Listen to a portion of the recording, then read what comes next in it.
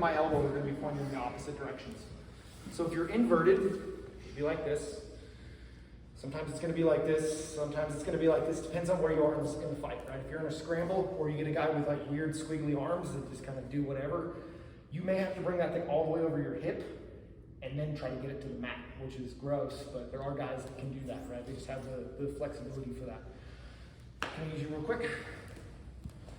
So ideally, right, if we're looking at an arm bar, right, I'm here, his thumb's pointed this way, his elbow's pointed this way, and if I just put something here and I started to press down on it and he was pinned into the mat, he would have to tap or his arm would break, right? I'm not gonna walk over and grab a yoga block, but a lot of times I'll use a yoga block as that kind of example, right? It's a fulcrum. And so that's the idea there. So let's get into the finish, and then I'm gonna talk about what to do if they do lock their hands, because we still have some people who aren't sweeping high enough to prevent the hands from locking.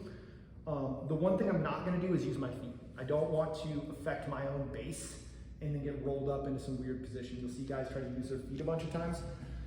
We go back to the same fundamental of grip breaks, always breaking between the thumb and the pointer finger, right? And so when we're in here, I get this bookmark, all of my weight is on him, I come through, I walk through, I keep my weight up at this 45-degree angle so that I'm keeping him, making it difficult for him to be able to grab his own hand.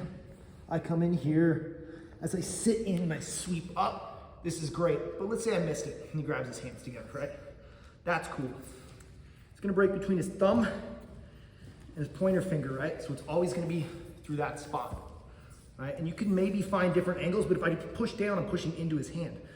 So why wouldn't I just come out this way, right?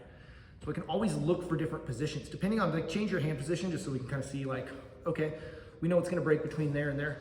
Sometimes it may be a thing where I actually pull his hands together, or once again, as I fall, I'm here. And now we know it's gonna break between the thumb and the pointer finger. I just let gravity do the work. Eventually his hand will give out, right? I should be strong enough that it shouldn't have to be some crazy hand fight.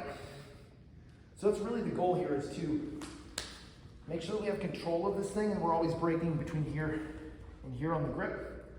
So let's go ahead and give that a shot.